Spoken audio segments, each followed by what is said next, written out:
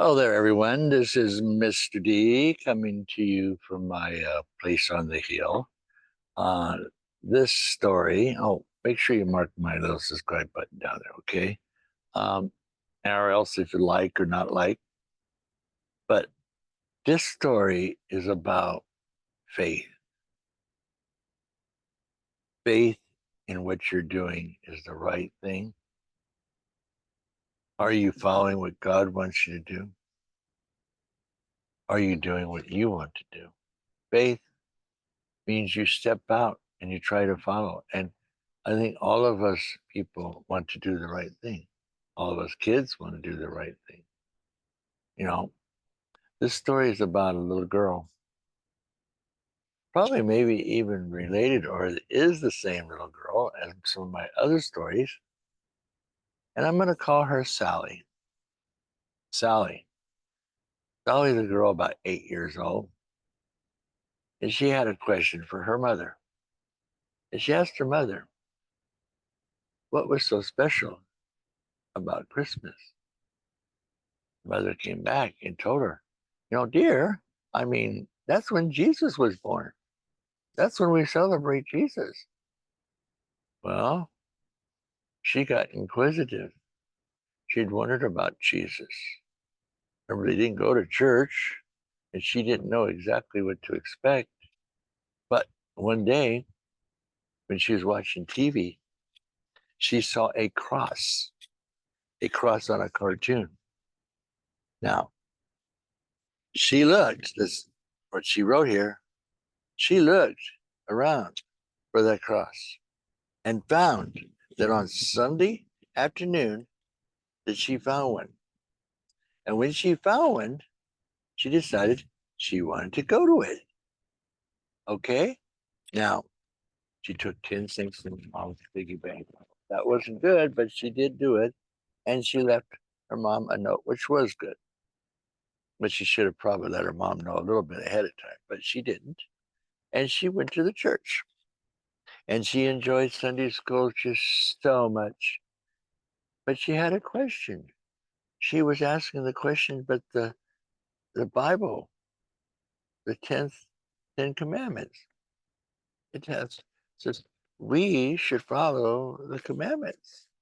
And the commandments is the 7 days. Why are we going to church today on Sunday? Well, the teacher didn't know what to say. So the teacher sent her off to the pastor because the pastors always know what to say. So I went to the pastor and asked the same question. Well, the pastor said that it had been changed. And when she started asking more questions, he said, don't come back without a grown up. That's a good way that people sometimes get rid of children, They don't want to answer the question because they keep asking you and asking you and asking. They're trying to learn the truth about God. And this little girl was trying to find out why they weren't going to church on the Sabbath. Was there a good reason? I mean, she will follow that. But all she could find was that Jesus went to church on the seventh day. Well, the little girl knew it was too late for church. I think there's a part here. Yeah, this was a bad part. She gets home and finds out her mom gets mad, locks her up because she can't go to church. And you know what? I think that was on the day she was going to go to church and she couldn't go to church. So, but her brothers and sister came and helped her out. A good brother and sister, get you out of trouble. Well, it rolled along and the next weekend came. And guess what? She was looking and looking and looking and looking on Saturday. And she saw a church with cars around it. She said, that has to be the church to go to. Well, she went to that church, but the problem was going to that church required her to cross over this really dangerous bridge that would cross over. I'm not sure, but I think it crossed over a small river or something. It could have been a highway, but it was a bridge and they weren't supposed to go over it. And there was a church on the other side, a Sabbath keeping church, the very church that she was looking for, the one that her heart was driving her to. Well, she went there. She enjoyed it. She told her mom when she got home what she thought of it, and that this was the church for her. And her mother said, "You're not going back ever again." She found out that she was not her daughter at that time. Sad thing. Why would his foster mother come out and blare that to a child when children are so dependent on their parents, grandparents, and people taking care of them to bring such a sad thing and keep her from going to church? That doesn't make any sense. Well, it says here that somebody in the family was willing to take her off her foster mom's hand. So she went with her. But it wasn't exactly what she wanted, but she got away.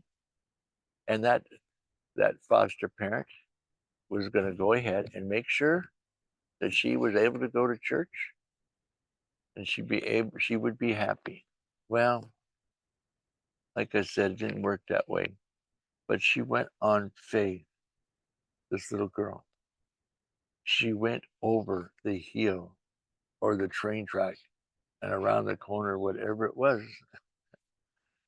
to this church. Kind of like Shadrach, Meshach, and Abednego.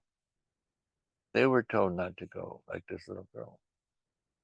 But instead of tied up, oh, I didn't mention, this little girl got tied up too by her foster mom.